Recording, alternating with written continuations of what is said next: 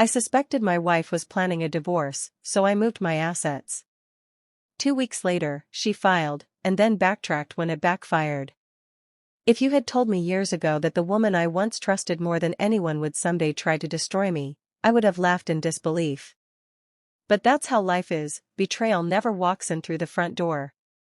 It seeps in quietly, through familiar smiles and soft lies. Clara and I had been married for 12 years.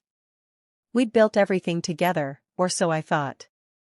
A comfortable home, a small business that had finally started thriving, and a life that, from the outside, looked peaceful. We weren't perfect, but we were steady. We shared routines, morning coffee together, our Friday movie nights with our son Ethan, and lazy Sunday breakfasts where she'd hum to old songs while flipping pancakes. But about 6 months ago, something in her changed. I noticed it first in the little things. She started staying late at work, spending longer hours on her phone, and keeping it locked with a new password. When I asked about it, she laughed and said, "You worry too much, David." She stopped calling me during her lunch breaks. She stopped reaching for my hand when we sat on the couch. Even her hugs felt mechanical. I told myself maybe marriage just slows down after a while, that the spark fades and we were simply in one of those quiet phases. Then one night, everything I'd been trying to ignore became impossible to deny. It was around midnight when I woke up to drink water. On my way downstairs, I heard her voice in the kitchen, low, anxious, and hurried. "No, he doesn't suspect anything yet," she said, her tone trembling slightly. "Just give me time. Once it's done, I'll be free." I froze mid-step. She was standing with her back to me, holding her phone close. When she ended the call and walked past me in the hallway, she didn't notice me standing there in the dark. Her expression was calm, almost practiced. She went straight upstairs and climbed into bed as if nothing had happened. That night, I didn't sleep at all. I just lay there beside her, listening to her breathing, wondering if everything I'd built my life around had been a lie. For days, I tried to convince myself I'd misheard. But the feeling wouldn't leave. So when she went out one afternoon to run errands, I gave in to my fear and checked her dressing drawer, a drawer she rarely used. Inside was a sealed brown envelope. I hesitated before opening it, but curiosity and dread pushed me. Inside were documents from a law firm, divorce consultation notes, financial assessment papers, and a draft that broke me into pieces. She had listed every major thing we owned as marital assets: my business shares, our home, my late mother's land. And next to my name, in her own handwriting, were the words, "He's too trusting to notice anything until it's done." I sat on the bed holding that paper for a long time, feeling the blood drain from my face. I wasn't just heartbroken. I was humiliated. For years, I'd worked myself to exhaustion trying to give her stability. When her parents needed money, I helped. When her brother's business failed, I bailed him out. When she lost her job, I told her not to worry, I'd handle everything. I had believed that love was about carrying each other. Apparently, she thought love was about taking turns betraying each other. That evening, I didn't confront her. I smiled when she got home. I kissed her on the forehead, asked how her day was, and pretended not to notice the guilt flicker in her eyes. Inside, though, something had changed in me. That night, while she slept peacefully, I made my decision. The next morning, I called my financial advisor, Mark. "I need to move some assets," I told him. Quietly. "Just restructuring." He didn't ask why. Within a week, I'd moved nearly everything. I placed my business shares under a trust I'd set up years ago.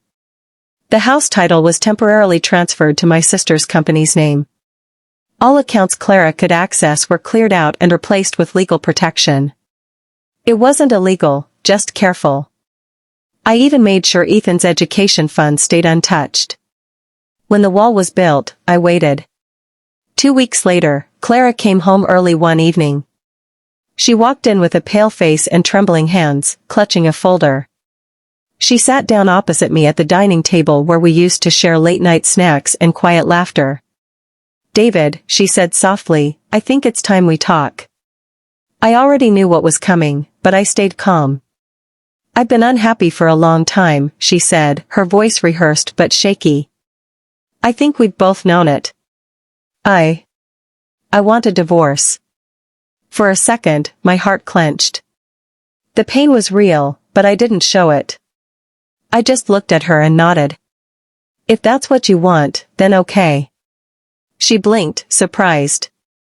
Maybe she expected anger or tears. Maybe she thought I'd beg. But I gave her nothing. 2 days later, she filed the papers. I signed them. I didn't fight. I didn't speak. I simply let her think she had won.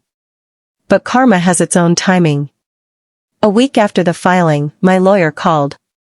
Her side is asking for asset verification, he said. They're confused.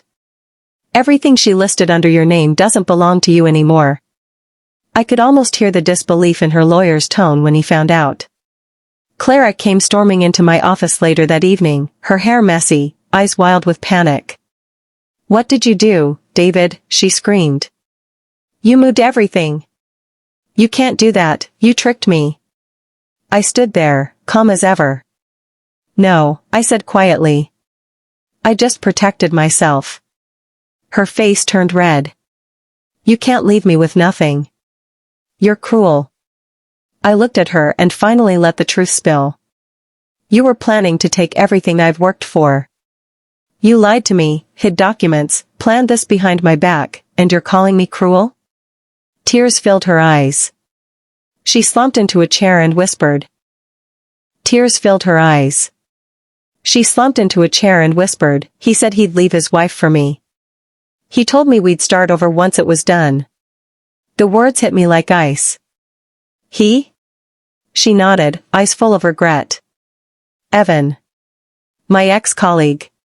He told me if I got half of your assets, he'd have enough to invest and build a new life with me. I was stupid, David. He used me. And when he found out everything was gone, he disappeared. I stood there, speechless. The woman who once swore to stand by me had destroyed our marriage for a man who vanished the moment his plan failed. She came back the next week.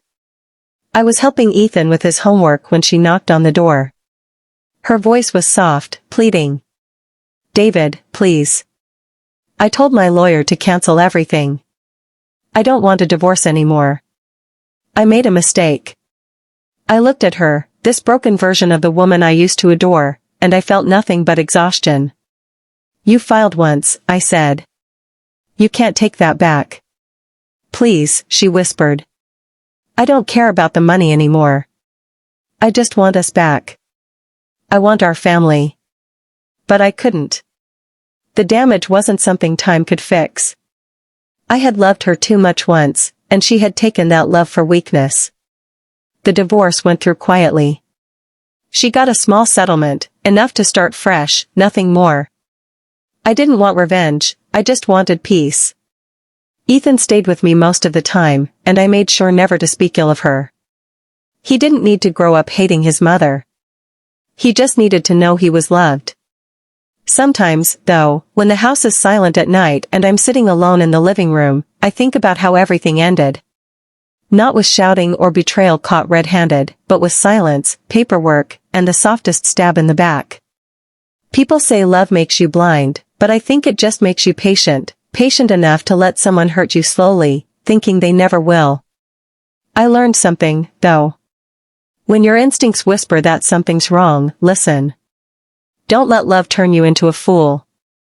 And if you must protect anything, protect not just your money, but your peace, your dignity, and your future. Because sometimes, the quietest betrayal ends up being the loudest lesson. And in my case, the lesson was simple.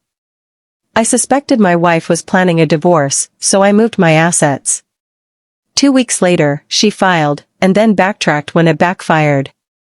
That decision didn't just save my wealth. It saved my life.